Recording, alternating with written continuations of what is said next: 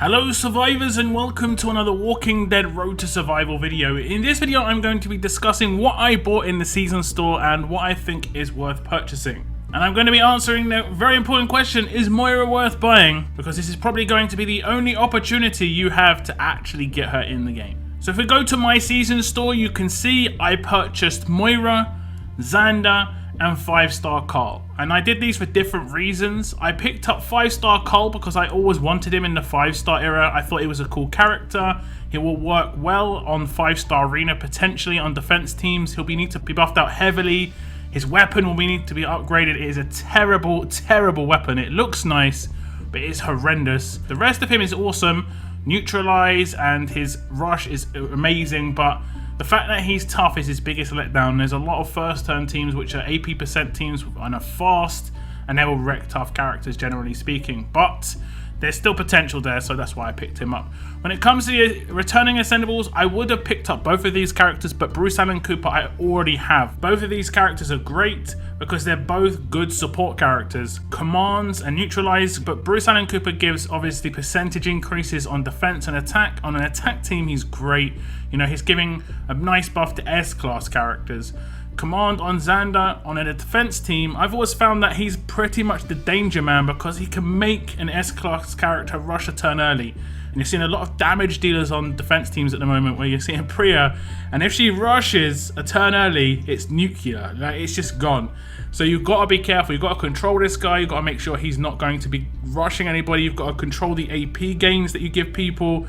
Otherwise, well, it's danger. The biggest question is Moira. Now, I think a lot of people are in two minds on her in terms of how usable she is in the raid system, whether she's going to have other usability, that sort of thing. Now, Moira as a character is a one-off. She is not going to come back. League characters, generally speaking, are never re-released. This is how it always has been. Tara was put in a promo wheel once or twice, and I'm pretty sure that was by mistake because there was more than one Tara. I think they just did that by mistake. Now, if Moira as a 6-star, she's not going to be a game changer for a raid attack or defense team in any way. She has some potential on very particular attack teams, but not much. You're going to have to make her very defensive. Generally speaking, there are S-class characters that already blow out the water in their 6-star form. For instance, Wang Fu can give hemorrhage to everybody on his rush, and Moira can only do it to one at a time. Moira does have other things to her though. She does have exhaust on her rush, as you can see. It does do a little bit of bleed, but there is exhaust there. It's a shame it's like very costly rush, it being 76 AP. The active skill gives elusive to every other teammate for 2 turns, and everybody gets focus for 2 turns. That's actually pretty nice. Now, this is my thoughts on these sort of characters. A, it's always nice to have a unique character. B, you never know what's coming along in the future. This is an important thing. There may be something that comes into the game. I've talked about it for a long time. It may never come, but there may potentially be something that's PvE in terms of hard roadmap stages, for instance, is PvE. And there are definitely ones that we've had in the past where you can only take strong characters. If you take a hemorrhage, it's actually pretty good. You can make a very, very defensive team on attack.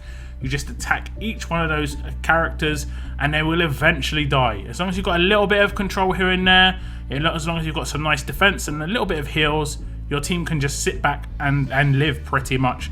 I've done that in exactly the same situation, whereas instead of my hemorrhage character being a 6-star, it was a 4-star and it worked. So just having someone who's like Moira, who's just got 6-star stats, is going to be a boost. Now in difficult SR stages, the same sort of deal. You can go against really hard SR stages, take Moira in behind a shield, make a very defensive team, and you could get through stages pretty easily. Hopefully in the future, they do allow us to build teams that we can just take into SR rather than having to build a team every single stage. That's the mind-numbing bit. And you can build a Moira team basically just to be able to get through stages that have very high defense, very high HP, and just sit back with high defense stats. Now there could always be other parts of the game as well that come into play where it's PvE. There could be other kind of faction assault style things that come into the game. Faction assault itself should be pretty useful on, just because hemorrhage will just work. It will keep ticking up. It works with Lacerator as well, of course. Lacerator can double it every turn. We've had Lacerators in previous seasons, and there are decent leaders where Moira can work with some of these Lacerators as well. Now, in terms of the kind of weapons that will work well on Moira, there's 2 basically that will work really well.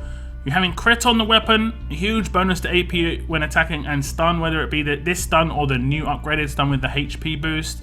Or you could go for a very flat stat weapon where she's getting defense boost, not getting any AP, her rush will be slower, but you're relying more on her hemorrhage this way. So she can hold a stun on attack weapon, which is a lot of control. So there is potential there for her to be more than just her rush, her active, and her specialist skill.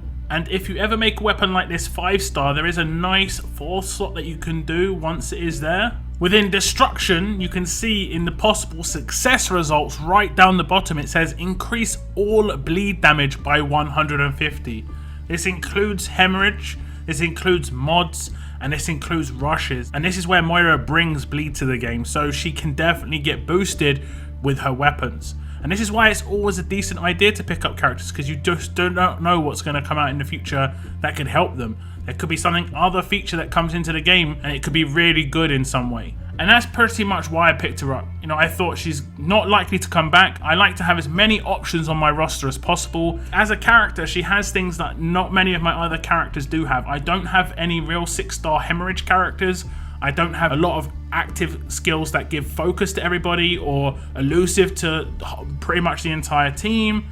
Her adrenaline rush is nice as well because it's got exhaust on it. There's a lot on her kit that I don't have on other characters. She's not a samey character that I've had before.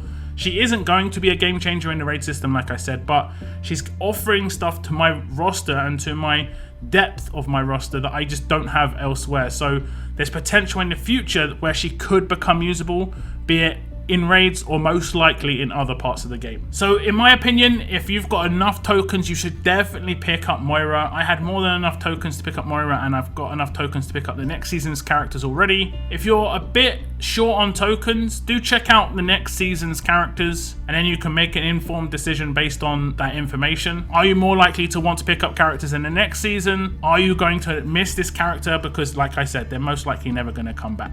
But do tell me what you have purchased from this league, Season 8. Thank you very much for tuning into my video, and as always, keep on surviving, guys.